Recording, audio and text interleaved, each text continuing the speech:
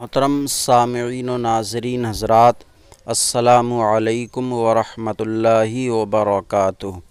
بسم اللہ الرحمن الرحیم، الحمد للہ رب العالمین، والصلاة والسلام علی محمد سید المرسلین وعلی آلہ واصحابہ اجمعین۔ اللہم افتح علینا حکمتک وانشر علینا رحمتک یا ذا الجلال والاکرام۔ قارئین حضرات، کتاب قانون شریعت میں آج ہمارا سبق ایمان و کفر کا بیان سے ہے۔ ایمان کیا ہے، کفر کیا ہے، یہ آج کے سبق میں ہم انشاءاللہ تعالی پڑھیں گے۔ سب سے پہلے ایمان کا معنی بیان کیا جا رہا ہے۔ ایمان کسے کہتے ہیں؟ تو ایمان کا معنی بیان کیا گیا ہے کہ اللہ و رسول کی بتائی ہوئی تمام باتوں کا یقین کرنا اور دل سے سچا جاننا، یہ ایمان ہے۔ اللہ و رسول کی تمام بتائی ہوئی باتوں کو یقین کرے اور انہیں سچ جانے۔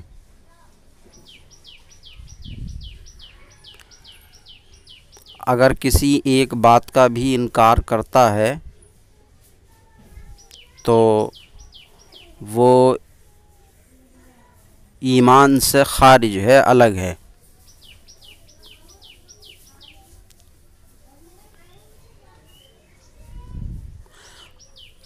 البتہ اعمال جو ہیں، اعمال یہ ایمان میں داخل نہیں ہیں۔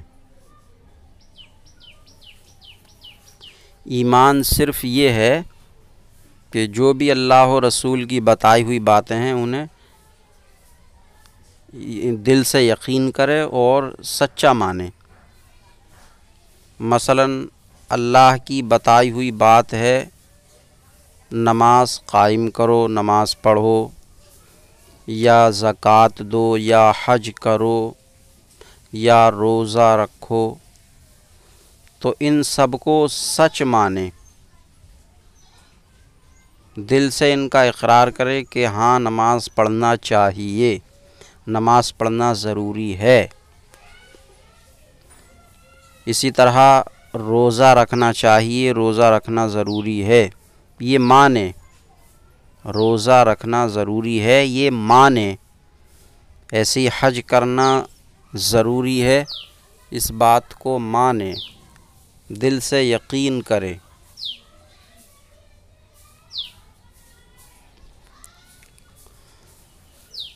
اب اگر عمل نہیں کرتا ہے اس پر تو وہ ایمان سے خارج نہیں ہوگا، ایمان سے خارج نہیں ہوگا، کیونکہ دل سے تو وہ سچا جانتا ہے، ان کو حق مانتا ہے کہ یہ کام کرنے چاہیے، لیکن کرتا کیوں نہیں؟ کرتا اس لیے نہیں کہ نفس کے بہکاوے میں آ جاتا ہے، مکاری ہے، شرارت ہے، یا دنیاوی کام و کاج کی وجہ سے نہیں پڑتا، یا شریعت کے کاموں پر عمل نہیں کرتا۔ تو عمل نہ کرنے کی مختلف وجوہات ہو سکتی ہیں، تو عمل نہ کرنے سے اسلام سے خارج نہیں ہوگا، ایمان سے خارج نہیں ہوگا، اس کا ایمان رہے گا۔ تو ایمان یہ ہے کہ اللہ و رسول کی بتائی ہوئی باتوں کو دل سے یقین کرے اور انہیں سچا جانے۔ عمل اس میں داخل نہیں ہے، البتہ عمل سے ایمان کو تقویت، مضبوطی اور نورانیت حاصل ہوتی ہے۔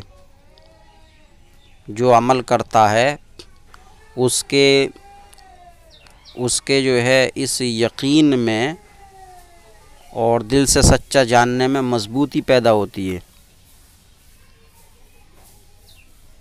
مضبوطی پیدا ہوتی ہے اور نورانیت بھی حاصل ہوتی ہے۔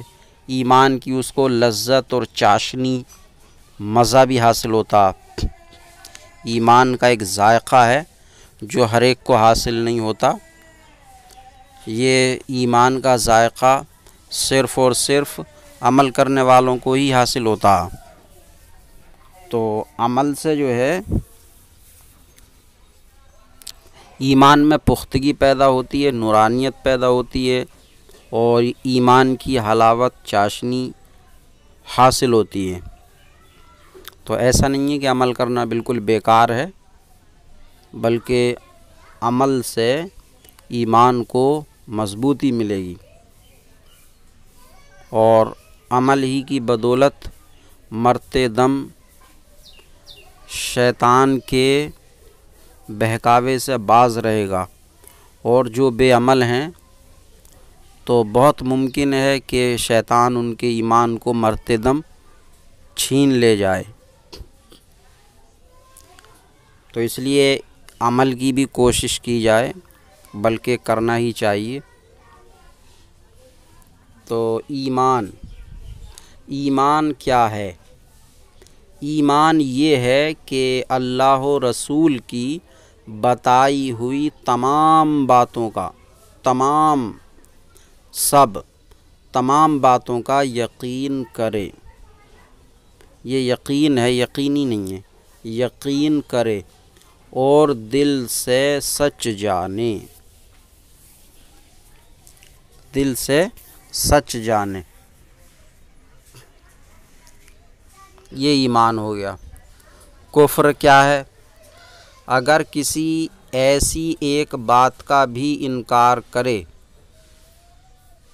یا انکار ہے، اگر کسی ایسی ایک بات کا بھی انکار ہے جس کے بارے میں یقینی طور پر، یہ یقینی ہے، یقینی طور پر معلوم ہے کہ یہ اسلام کی بات ہے، تو یہ کفر ہے۔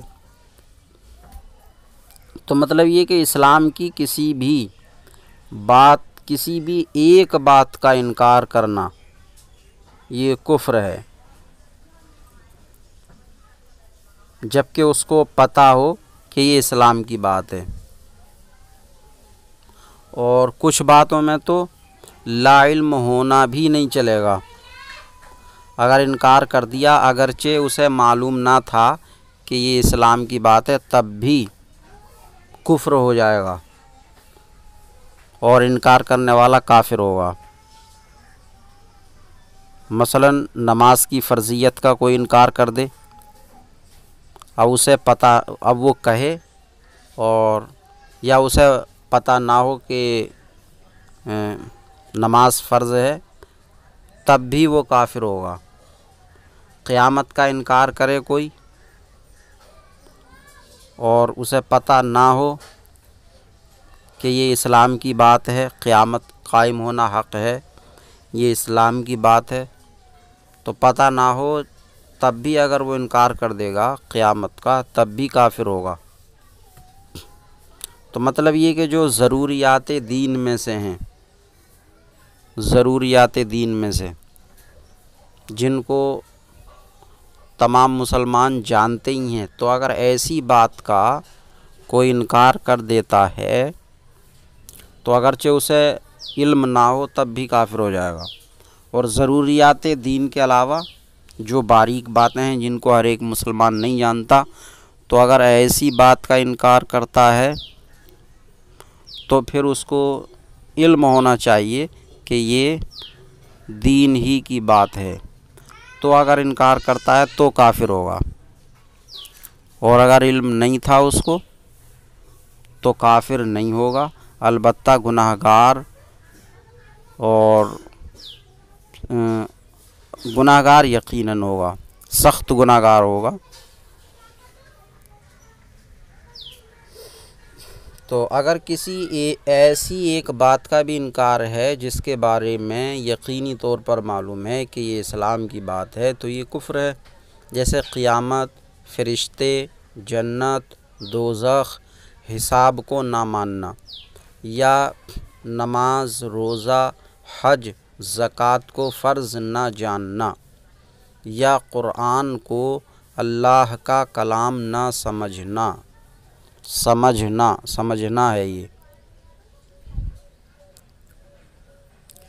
काबा, क़ुरआन या किसी नबी या फ़रिश्ते की तौहीन करनी, या किसी सुन्नत को हल्का बताना। हल्का यानी कोई काबिल अहमियत नहीं है। हाँ, हल्का बताना का मतलब ही कि कोई इतनी ख़ास चीज़ नहीं है। शरीयत के हुक्म का मजाक उड़ाना, शरीयत के किसी भी हुक्म का मजाक उड़ाए, उस पर लान तान करे, तो ये भी कुफ्र है। मसलन कोई नमाज को ही कहे कि बताओ शरीयत में नमाज भी कोई चीज़ है कि उसमें झुकना पड़ता है, ज़मीन पे गिरना पड़ता है। बताओ ज़मीन पे क्यों गिरें, ज़मीन पे गिरना क्या अच्छी बात है। सुरीन को ऊपर को उठा लेना और सर को ज़मीन में धंसा देना, ये क्या बात हो गई। तो इस तरह से कोई अगर लान तान करता है और मजाक उड़ाता है तो ये कुफ्र है। तो शरीयत के हुक्म का मजाक उड़ाना और ऐसी ही इस्लाम की किसी मालूम व मशहूर बात का इनकार करना या उसमें शक करना यकीनन कुफ्र है। मुसलमान होने के लिए ईमान व एतिक़ाद के साथ इक़रार भी ज़रूरी है। मुसलमान होने के लिए ईमान व एतिक़ाद के साथ, कोई दिल से सच्चा तो मानता है लेकिन ज़बान से इक़रार नहीं करता, कहता नहीं कि मैं मुसलमान हूँ, मोमिन हूँ। अपने इस्लाम की हर बात को सच्चा जानने को ज़ाहिर नहीं करता, ज़बान से बताता नहीं, तो तब भी वो मोमिन नहीं होगा। मोमिन होने के लिए, ईमान वाला होने के लिए ज़रूरी है कि वो अपने ईमान का इक़रार भी करे, इक़रार करे।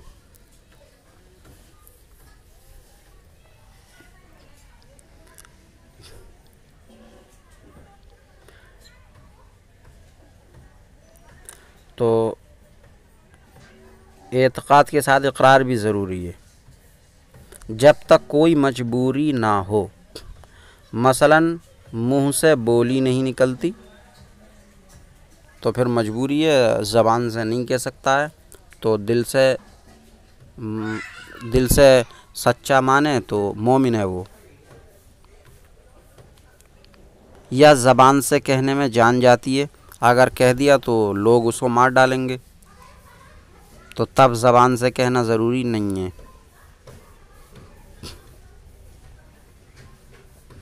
या कोई उज़्व काटा जाता है, हाथ काट दिया जाएगा, टांग काट दी जाएगी, तो ऐसे में ज़बान से इक़रार करना ज़रूरी नहीं है।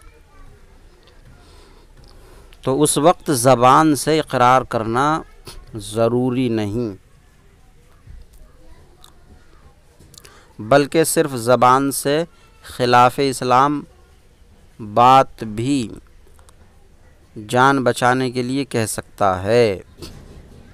ख़िलाफ़ इस्लाम भी कह सकता है जान बचाने के लिए। मसलन ख़िलाफ़ इस्लाम ये कि इस्लाम कोई अच्छा दीन नहीं है, क्या इस्लाम को मैं नहीं मानता, तो सिर्फ़ ज़बान से जान बचाने के लिए इस तरह का लफ्ज़ कह सकता है, लेकिन ना कहना ही अच्छा है और सवाब है। نہ کہے خلاف اسلام بات اور مر جائے، یہی اچھا ہے۔ اس کے سوا جب بھی زبان سے کلمہ کفر نکالے گا کافر سمجھا جائے گا، اگرچہ یہ کہے کہ خالی زبان سے کہا، دل سے نہیں۔ مجبوری کے علاوہ اگر کوئی خلاف اسلام بات کہتا ہے تو کافر ہو جائے گا، وہ کافر سمجھا جائے گا، اگرچہ وہ کہے کہ دل سے نہ کہا تھا میں نے۔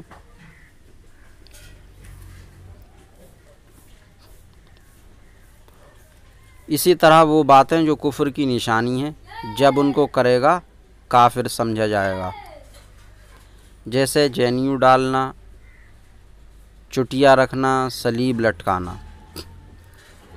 جینیو ڈالنا یہ تہبند کو خاص طریقے سے باندھنا ہوتا ہے، جو مخصوص کافروں ہی کا طریقہ ہے۔ ٹانگوں میں سے پیچھے کو نکال کر کے اوپر کو اس کو جو ہے پھانس دیتے ہیں، اٹکا دیتے ہیں پیٹھ میں جا کے۔ تہبند کا اگلا حصہ پیٹھ کی طرف کو نکال کے اور پیٹھ میں پھانس دیتے ہیں، اٹکا دیتے ہیں، تو یہ جینیو ڈالنا ہے۔ یہ کفار کا ہی طریقہ، وہی پہنتے ہیں اس طرح سے، تو اگر اس طرح سے کوئی کرتا ہے تو وہ کافر ہو جائے گا۔ اسی طرح چٹیا رکھنا، یہ بھی کفار کا طریقہ ہے، تو اگر کوئی چٹیا رکھائے تو کافر ہے۔ چٹیا سر کے بیچوں بیچ سے پیچھے کی جانب کو ذرا ہٹ کے، جہاں سر میں بھونرے ہوتے ہیں، بھونرے، وہاں پر کچھ بال بڑے بڑے رکھنا اور باقی سر کے بال چھوٹے رکھنا، یہ چٹیا ہے۔ تو اس طرح سے اگر کوئی بال رکھتا ہے تو وہ کافر ہو جائے گا، اگرچہ زبان سے اس نے کچھ نہیں بولا اسلام کے خلاف۔ جب ان کو کرے گا کافر سمجھا جائے۔ چٹیا رکھنا اور صلیب لٹکانا، یہ صلیب بھی عیسائیوں کا طریقہ ہے، عیسائی کافر ہیں، تو اگر کوئی صلیب لٹکاتا ہے تو کافر ہو جائے گا۔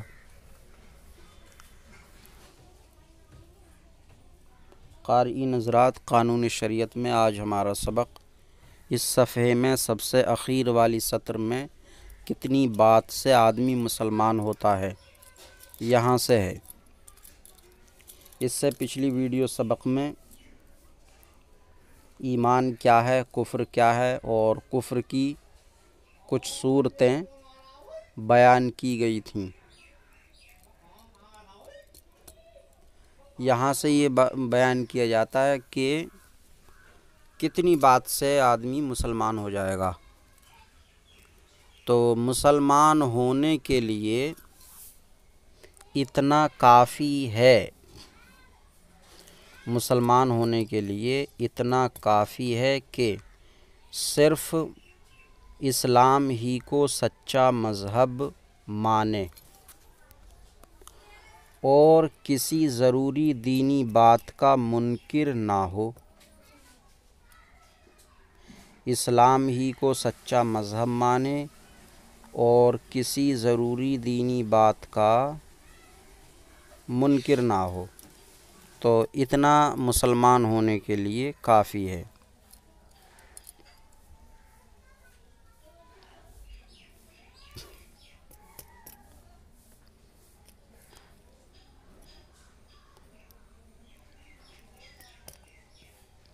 اور ضروریات دین سے کسی ضروری دینی کے خلاف عقیدہ نہ رکھتا ہو۔ جو ضروریات دین میں سے باتیں ہیں تو ان کے خلاف کوئی عقیدہ نہ رکھتا ہو۔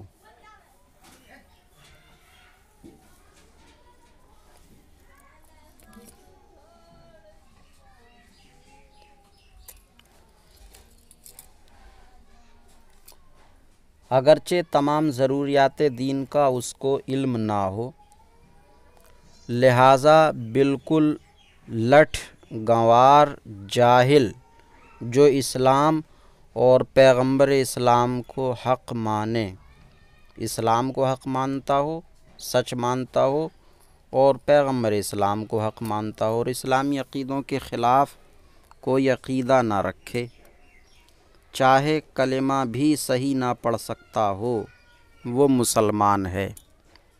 ادائیگی کے ساتھ کلمہ بھی نہیں پڑھ پاتا تو وہ مسلمان ہے۔ تو ایمان کا تعلق جو ہے وہ صرف دل سے ہے۔ اسلام کو، اسلام کی باتوں کو دل سے یقین کرتا ہے، سچ جانتا ہے، تو وہ مسلمان ہے، اب چاہے اس سے کلمہ بھی پڑھنا نہ آتا ہو۔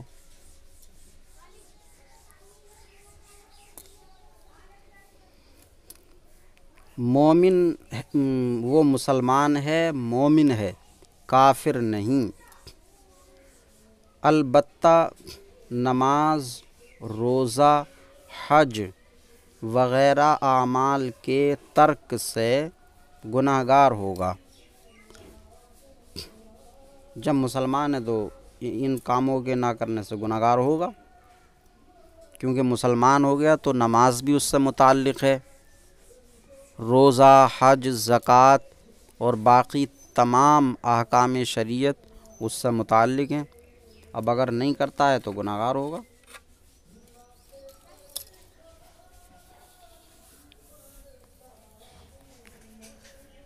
لیکن مومن رہے گا، کیونکہ اعمال نہ کرنے سے انسان کافر نہیں ہوتا۔ اعمال ایمان میں داخل نہیں ہیں، یہ جب ایمان کا معنی بتایا تھا تبھی بیان کر دیا گیا کہ اعمال ایمان میں داخل نہیں ہیں۔ اعمال کے ترک سے، چھوڑنے سے آدمی کافر نہیں ہوتا۔ ہاں، ایسے اعمال جو کفر کی علامت ہی ہیں، جیسے صلیب لٹکانا، چٹیا رکھنا، جینیو ڈالنا، تو ایسے کام کرنے سے یقیناً کافر ہو جائے گا۔ لیکن جو کام کفر کی علامت و نشانی نہیں ہے، ایسے کام اگر کرتا ہے وہ اور اسلام کو دل سے سچا جانتا تو کافر نہیں ہوگا، گناہ گار یقیناً ہوگا۔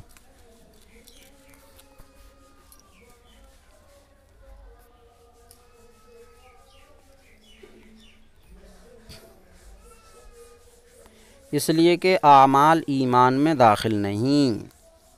عقیدہ، جو چیز بے شبہ حرام ہو، جو چیز بے شبہ حرام ہو اس کو حلال جاننا، اور جو یقیناً حلال ہو اس کو حرام جاننا کفر ہے، کفر ہے، جبکہ یہ حرام و حلال ہونا معلوم و مشہور ہو، یا یہ شخص اس کو جانتا ہو۔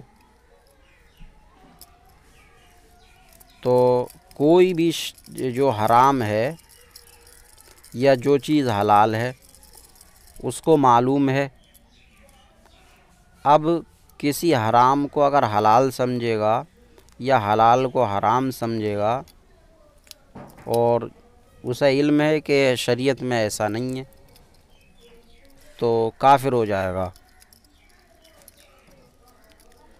جو چیز بے شبہ حرام ہو اس کو حلال جاننا اور جو یقیناً حلال ہو اس کو حرام جاننا کفر ہے، جبکہ یہ حلال و حرام ہونا معلوم و مشہور ہو، یا یہ شخص اس کو جانتا ہو۔ شرک کے معنی،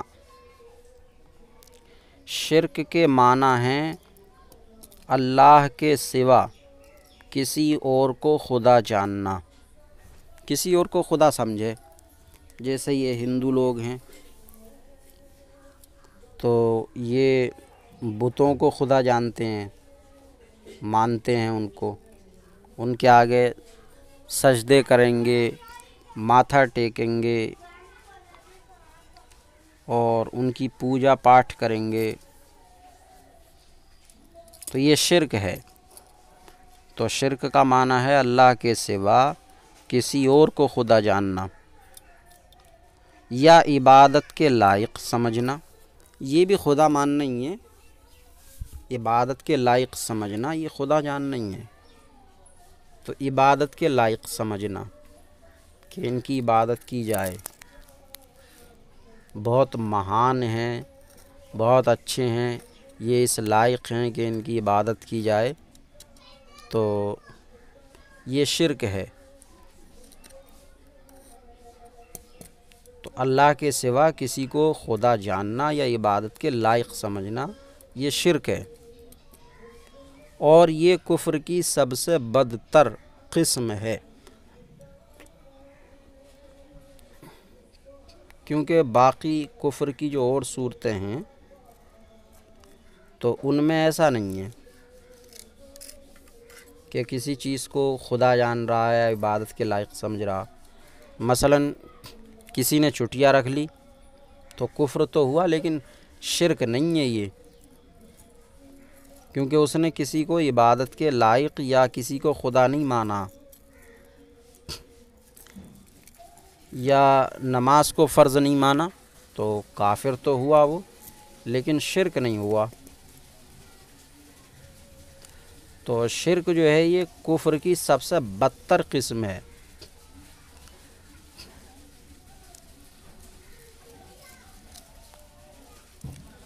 اور یہ کفر کی سب سے بدتر قسم ہے. اس کے سوا کیسا ہی سخت کفر کیوں نہ ہو، حقیقتاً شرک نہیں. کسی کفر کی مغفرت نہ ہوگی،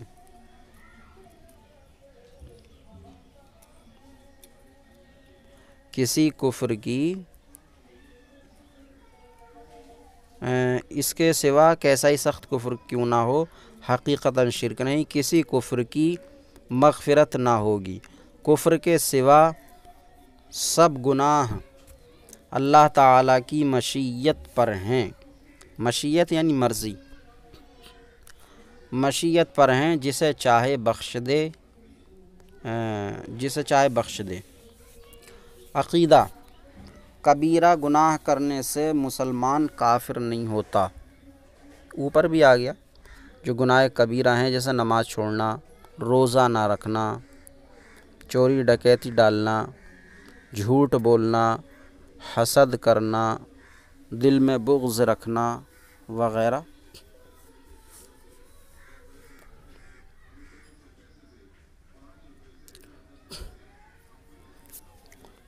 تو گناہ کبیرہ کرنے سے مسلمان کافر نہیں ہوتا، بلکہ مسلمان ہی رہتا ہے.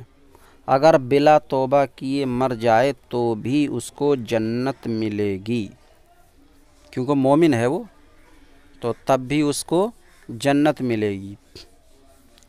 اب جنت کب ملے گی؟ گناہ کی سزا بھگت کر یا معافی پا کر.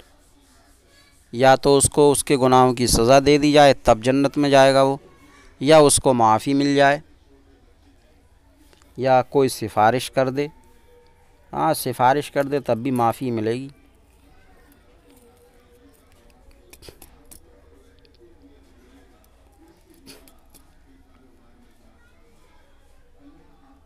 اور یہ معافی اللہ تعالیٰ محض اپنی مہربانی سے دے یا حضور علیہ السلام کی شفاعت سے. مسئلہ: کافر کے لیے دعائے مغفرت کا حکم.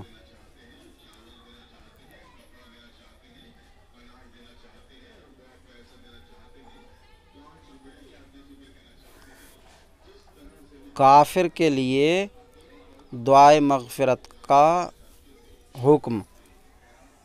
کسی کافر کے لیے کوئی مغفرت کی دعا کرے، کہے کہ اللہ فلاں کو بخش دے، فلاں کافر ہے، یا کہے کہ اے اللہ فلاں کو جنت میں داخل کر دے، تو جنت میں داخل کرنے کو کہنا بھی بخشنے کو ہی کہنا ہے، مغفرت ہی کو کہنا ہے. تو ایسا کرنے سے کیا ہوگا، کیا حکم ہوگا؟ جو کسی مرے ہوئے کافر کے لیے مغفرت کی دعا کرے، مغفرت کی دعا کرے یا کسی کافر مرتد کو مرحوم یا مغفور یا بہشتی، بہشتی یعنی جنتی، جنتی کہے، مرحوم رحم کیا ہوا، اللہ کا رحمت کیا ہوا، تو اللہ کی رحمت کیا ہوا کا مطلب ہے اللہ کا بخشا ہوا، مغفور یہ بھی وہی ہے اللہ کا بخشا ہوا، جنتی یہ بھی، تو ایسا کہے یا کسی ہندو مردہ کو بے کنٹھ باشی کہے، بے کنٹھ باشی، بے کنٹھ باشی کا مطلب بھی جنتی ہے، وہ خود کافر ہے۔ عقیدہ، مسلمان کو مسلمان جاننا اور کافر کو کافر جاننا ضروری ہے، جاننا اور کہنا ضروری ہے، مسلمان کو مسلمان جاننا، مسلمان کہنا، جو جان رہا وہی کہے بھی۔ ایسا تو اسلام میں ہرگز نہیں ہے کہ کسی چیز کو جانے کچھ اور کہے کچھ، یہ تو جھوٹ ہو جائے گا، فریب دھوکہ ہوگا۔ تو مسلمان کو مسلمان جاننا ضروری ہے تو مسلمان کہنا بھی ضروری ہے، اسی طرح کافر کو کافر کہنا ضروری، جاننا ضروری ہے تو کافر کہنا بھی ضروری ہے۔ لہٰذا یہ پروپیگنڈا کہ کافر کو کافر نہ کہو، ہو سکتا ہے کہ وہ ایمان لے آئے، سراسر غلط اور جہالت ہے۔ تو مسلمان کو مسلمان جاننا اور کافر کو کافر جاننا ضروری ہے۔ البتہ کسی خاص آدمی کے کافر ہونے یا مسلمان ہونے کا یقین اس وقت تک نہیں کیا جا سکتا جب تک کہ شرعی دلیل سے خاتمے کا حال معلوم نہ ہو جائے کہ کفر پر مرا یا اسلام پر۔ تو جو شخص انتقال کر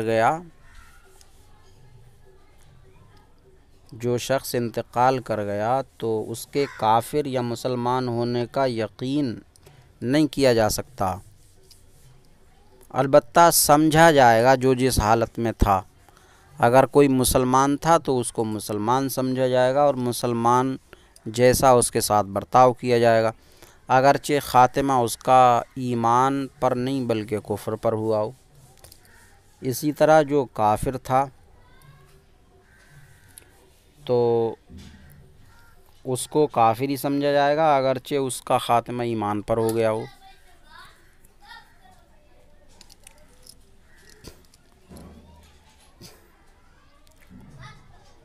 تو البتہ کسی خاص آدمی کے کافر ہونے یا مسلمان ہونے کا یقین اس وقت تک نہیں کیا جا سکتا جب تک کہ شرعی دلیل سے خاتمے کا حال معلوم نہ ہو جائے کہ کفر پر مرا یا اسلام پر مرا، لیکن اس کے یہ معنی نہیں کہ جس نے یقیناً کفر کیا ہو اس کے کافر ہونے میں شک کیا جائے، اس کو تو کافر ہی سمجھا جائے گا، اس لیے کہ یقینی کافر کے کفر میں شک کرنا خود کافر ہونا ہے، اس لیے کہ شریعت کا حکم ظاہر کے لحاظ سے ہوتا ہے، البتہ قیامت میں فیصلہ حقیقت کے اعتبار سے ہوگا۔ اب اس کو سمجھا رہے ہیں، اس کو یوں سمجھو کہ کوئی کافر یہودی، نصرانی، ہندو مر گیا تو یہ یقین کے ساتھ نہیں کہا جا سکتا کہ کفر پر مرا، مگر ہم کو اللہ اور رسول کا حکم یہی ہے کہ اسے کافر ہی جانا جائے، کیونکہ وہ جو ہے کفر ہی کی حالت میں رہا ہے، تو اللہ اور رسول کا حکم یہی ہے کہ اسے کافر ہی جانے اور کافر ہی کا سا برتاؤ اس کے ساتھ کریں، جس طرح جو ظاہر مسلمان ہے، ظاہراً مسلمان ہے اور اس کا کوئی قول و فعل اسلام کے خلاف نہیں، تو فرض ہے کہ ہم اسے مسلمان ہی سمجھیں، اگرچہ اس کے خاتمے کا بھی حال معلوم نہیں۔ تو خاتمے کا حال تو اللہ ہی جانے کیا ہوا ہے، لیکن جو جس ماحول میں تھا ہمارے لیے ضروری ہے کہ ہم اس کو اسی ماحول میں مانیں۔ اگر کفر میں تھا تو کافر مانیں اس کو، اور اسلام میں تھا تو اسلام مسلمان مانیں اس کو۔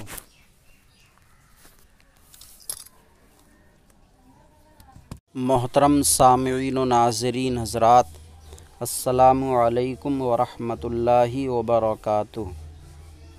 بسم اللہ الرحمن الرحیم، الحمد للہ رب العالمین، والصلاة والسلام علی محمد سید المرسلین وعلی آلہ واصحابہ اجمعین۔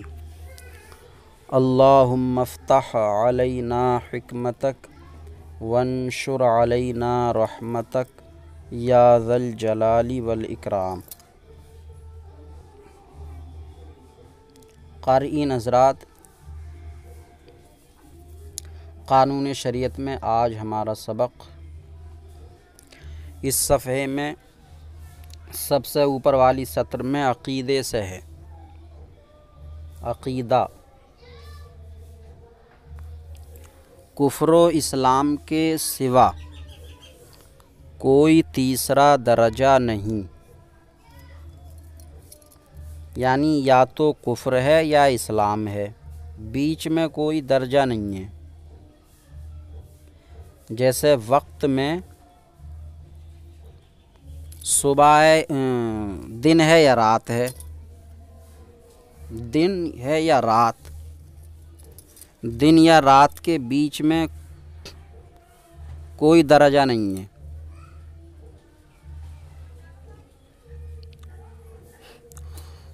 اب رہی ہے کہ صبح اور شام کیا چیز ہے، تو یہ صبح شام دن کے ہی ابتدائی اور آخری حصے کو کہا جاتا، الگ سے نہیں، یہ دن ہی ہے۔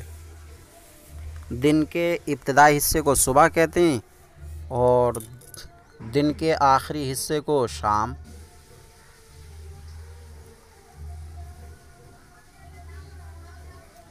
تو دن یا رات یہی دو وقت ہیں، یا تو دن ہوگا یا رات ہوگی، تیسرا کوئی وقت نہیں ہے۔ ایسے ہی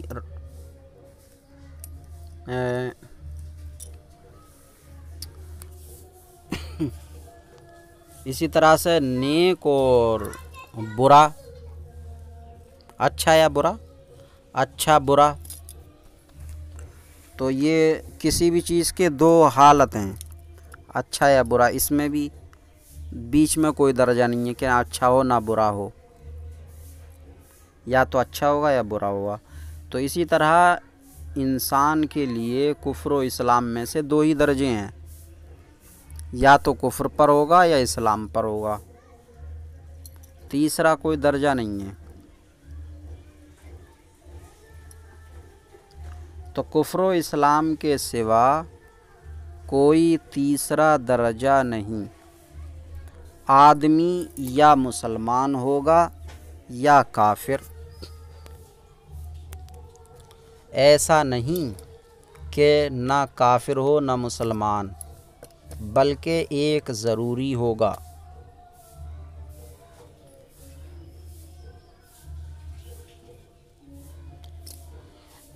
یہ ایک فرقہ ہے معتزلہ، تو معتزلہ فرقہ جو ہے وہ کفر و ایمان کے درمیان ایک درجہ بتاتا ہے کہ ایسا بھی ہوتا ہے کہ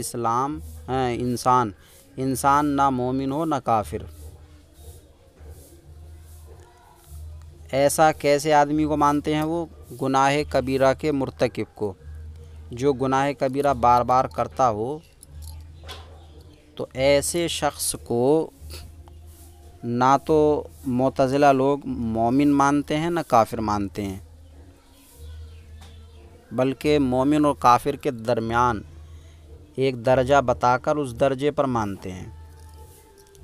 تو معتزلہ فرقہ کا یہ عقیدہ غلط ہے، گمراہی و بددینی ہے، تو اس لیے عقیدہ کر کے یہ بیان کیا گیا معتزلہ کے اس عقیدے کو رد کرنے کے لیے کہ کفر و ایمان کے درمیان کوئی درجہ نہیں ہے۔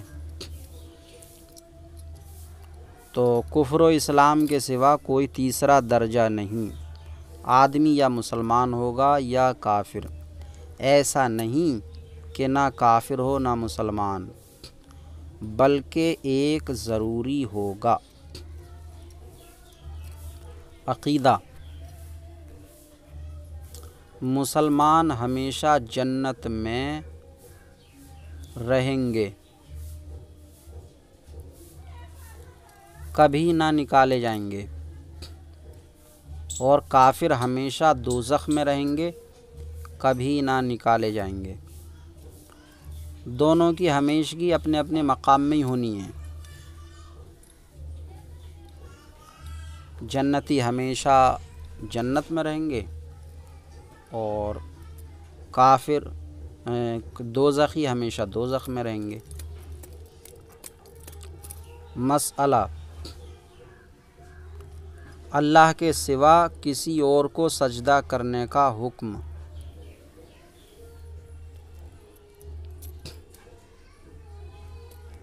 اللہ کے سوا کسی اور کو سجدہ تعبدی کفر ہے۔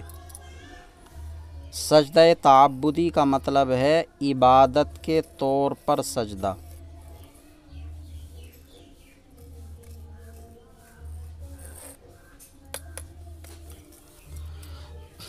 سجدہ تعبدی عبادت کے طور پر۔ تو اگر کسی کو، چاہے کوئی انسان ہو یا کوئی پتھر وغیرہ کا بت ہو یا پتھر ہی ہو یا کچھ بھی ہو، چاند سورج دریا یا گائے وغیرہ کچھ بھی ہو، تو اس کو سجدہ تعبدی عبادت کے طور پر سجدہ کرنا یہ کفر ہے، اور سجدہ تعظیمی حرام۔ سجدہ تعظیمی جو ہے وہ حرام ہے۔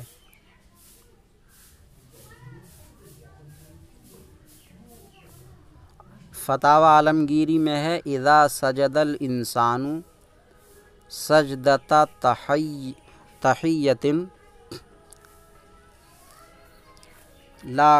لا کفر۔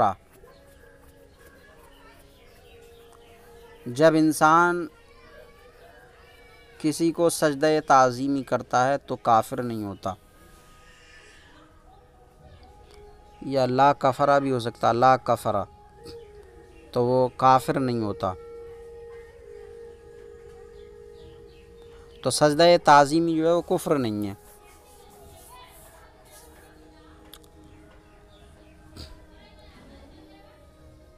اللہ کے سوا کسی اور کو سجدہ تعبدی کفر ہے اور سجدہ تعظیمی حرام ہے۔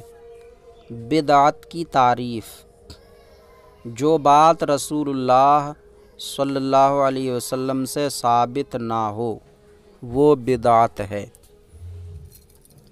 جو سرکار صلی اللہ علیہ وسلم سے ثابت نہ ہو بدعت ہے۔ جو کام سرکار نے نہیں کیا، سرکار کے زمانے میں نہیں تھا، اب ہوا وہ، تو وہ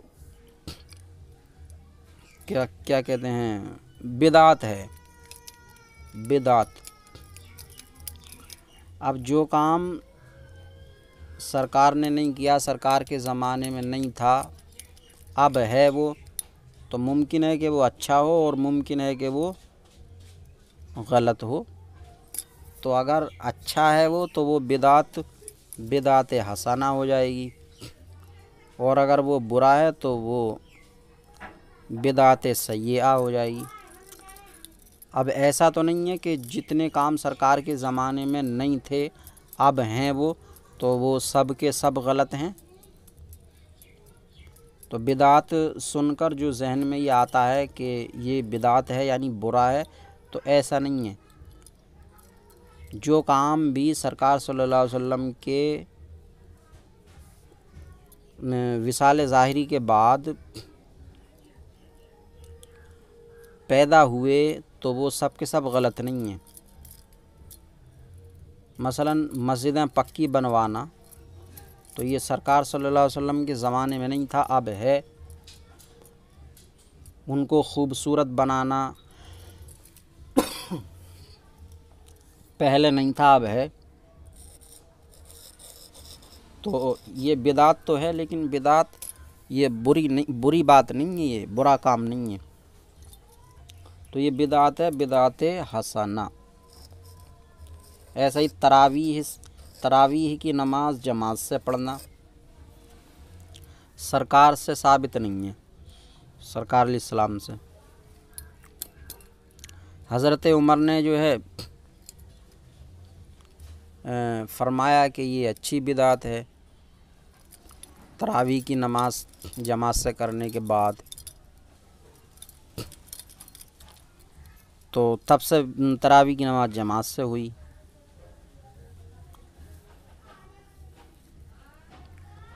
تو اب جماعت سے ہو رہی ہے تراویح کی نماز، تو یہ غلط نہیں ہے، بری نہیں ہے، حالانکہ سرکار سے ثابت نہیں ہے۔ تو مطلب یہ کہ جو بات سرکار سے ثابت نہیں ہے تو وہ ضروری نہیں ہے کہ وہ غلط ہوگی، غلط بھی ہو سکتی ہے اور اچھی بھی ہو سکتی ہے۔ اچھی ہے تو بدعت حسنہ ہے، اور بری ہے تو وہ بدعت سیئہ ہے۔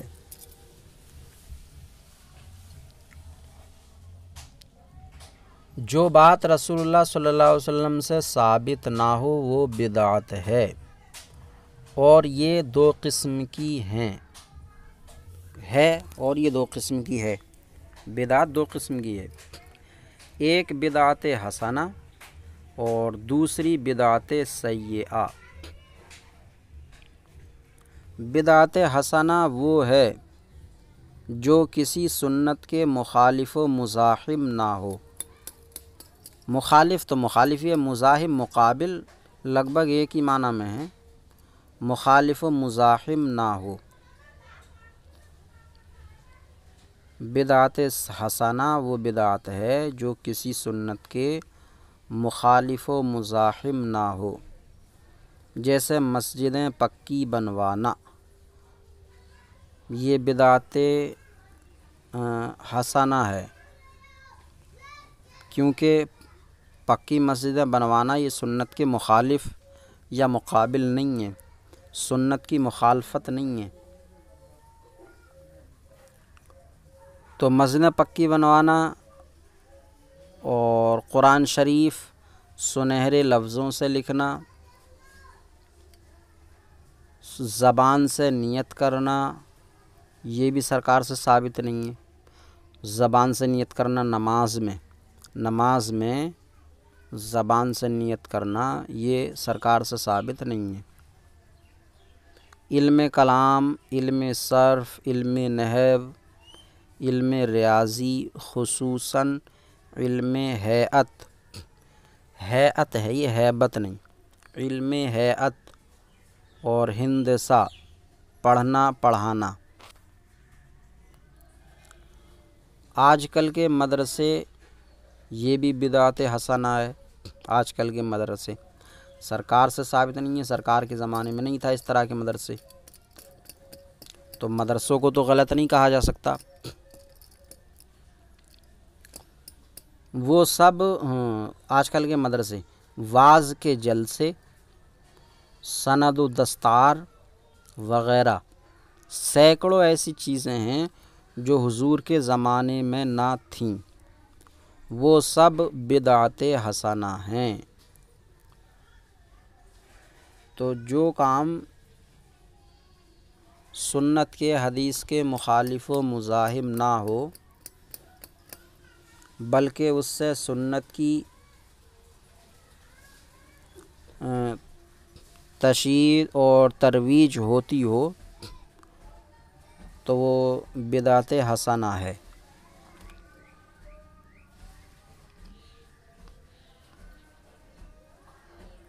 وہ سب بدعت حسنہ ایسی کہ بعض واجب تک ہیں، بدعت حسنہ ہیں ایسی کہ بعض واجب تک ہیں، جیسے تراویح کی نسبت۔ حضرت عمر رضی اللہ عنہ کا ارشاد، نعمت البدعۃ ھذہ، یہ اچھی بدعت ہے۔ بدعت سیئہ قبیحہ وہ ہے جو کسی سنت کے مخالف و مزاحم ہو اور مکروہ یا حرام ہے، اور وہ مکروہ یا حرام ہے، مکروہ یا حرام جو سرکار کے زمانے میں نہیں تھی، جیسے پیٹ بھر کے کھانا کھانا بدعت سیئہ ہے، مکروہ ہے، اور بعض حرام بھی ہیں، بعض حرام ہیں، جیسے صحابہ اکرام کے عقیدے کے خلاف عقیدہ رکھنا جو کفر کی حد کو نہ پہنچے، حرام ہے۔